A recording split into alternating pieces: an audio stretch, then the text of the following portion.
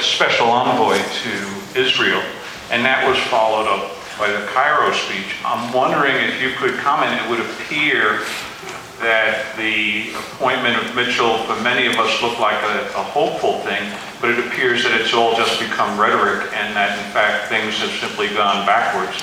And can you tie that into the alliance that you saw that developed in 1967? Well, actually, the appointment of Mitchell was a very good appointment. Mitchell had a good record. He was George Bush's negotiator. That's not new. And it's a good appointment. He has quite a good record, and a record of success, in fact, which provides a model as to how to succeed.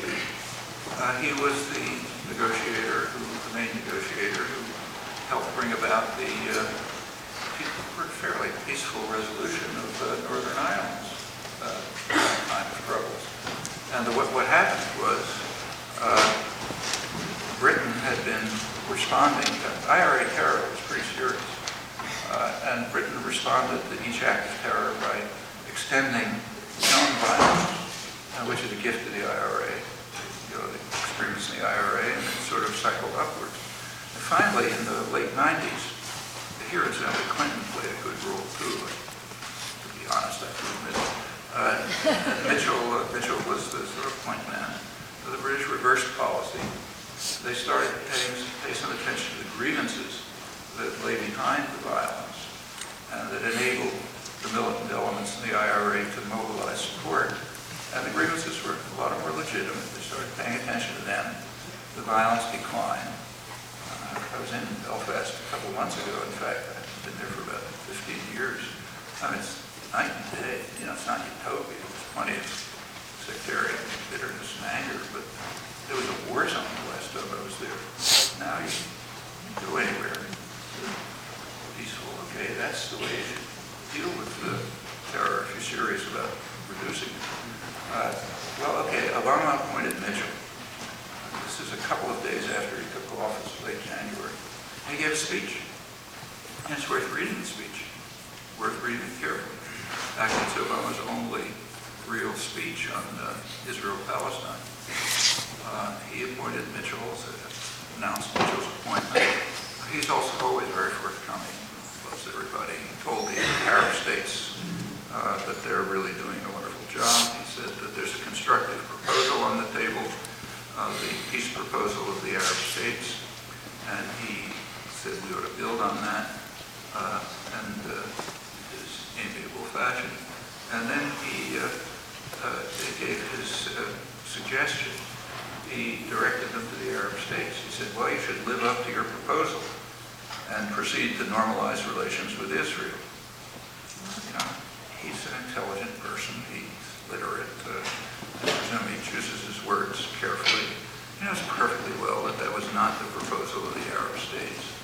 The proposal of the Arab states, the primary part of it was to reiterate, and it goes back to the mid-70s, to reiterate their support for the overwhelming international consensus on a two-state settlement. Only the U.S. blocks that. Everyone supports it. The Arab states, Iran, Europe, everybody. So they reiterated that. And then they went on to say, well, in the context of a two-state settlement, we should proceed to normalize relations with Israel. Okay, Obama carefully cut out the heart of the proposal and kept to the footnote, the corollary, and said, yeah, why don't you normalize relations with Israel? What does that mean? He was saying, loud and clear, we're going to continue our rejectionist stance. Okay. Right away, a couple days after the inauguration. It couldn't be clearer. I mean, everybody wants to believe there's something beautiful happening, but I mean, the words are there, and the actions support the words. The actions are what I described briefly. I mean, he instructed Israel that they should stop settlement expansion. There's nothing new about that. Bush said the same words, you know. In fact, he was just quoting, Obama was quoting from the famous roadmap, you know, which is supposed to lay out the path to peace. And it says in it, 2003, Israel, first step, should stop any expansion of settlements, including natural growth. Okay, so Obama repeated it, very nice. And he didn't bother saying, and nobody commented, bother saying, that Israel had reacted to the roadmap instantly by formally accepting it, but adding 14 reservations, which completely eviscerated. And the U.S. supported that. It's kind of interesting. That reached the general public for the first time in Jimmy Carter's book. He's on apartheid. And that book, people went through it with a fine-tooth comb to try to denounce Carter for this or that misplaced comma or something. I didn't see anybody mention one new thing that he brought out of the book, new for the public, was he included the 14 reservations, which rendered the roadmap inoperable. Nobody mentioned that. So it's another thing that was never mentioned. In all this look for errors in Carter's book, there's one glaring error which was never mentioned.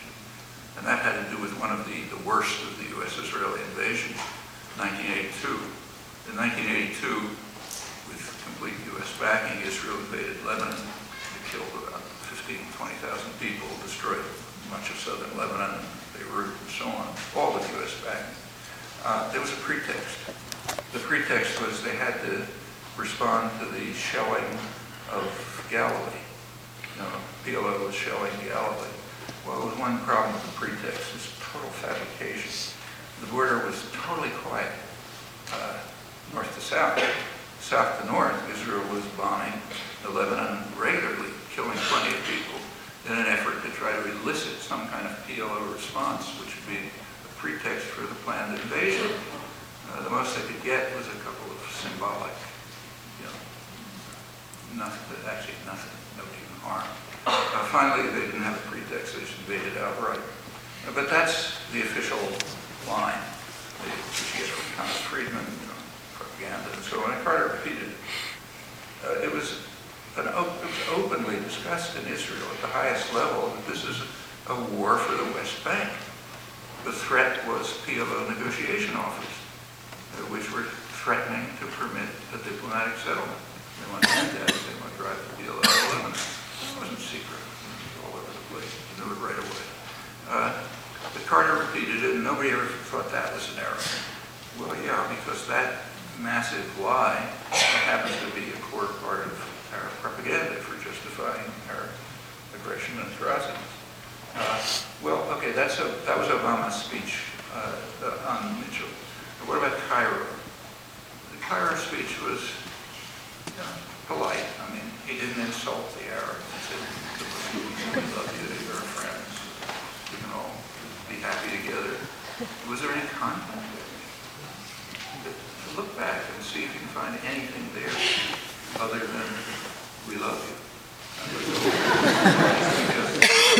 Actually, on his, there was something he did say. On his trip to Cairo, there was a press conference, and he was asked, are you going to say anything about Mubarak's authoritarian regime? That's quite a compliment, incidentally. He's one of those brutal dictators in the Arab world. So are you going to say anything about his authoritarian regime? And Obama had an answer. He said, I don't like to use labels for folks. When a political figure uses the word folks, get ready. They talk about people, okay. When they talk about folks, some huge monstrous lie is going to come out. I don't like these labels for folks. So I'm not going to call him authoritarian. In fact, he's a force for stability and for power. How can anybody in the Muslim Arab world take him seriously when he claims to be concerned about human rights in Iran? Fine. This guy's one of the worst dictators. Iran's practically a paradise in human rights terms compared with Saudi Arabia, our main ally. But somehow people are supposed to believe, to accept this. And in the United States, they do. But try to find something else. It's hard. And there's no reason to expect anything different. I mentioned a little bit about Obama's record. Even before he came into office, he was lauding the fact that he had sponsored a Senate resolution, to ensure that Israel could continue its attack on Lebanon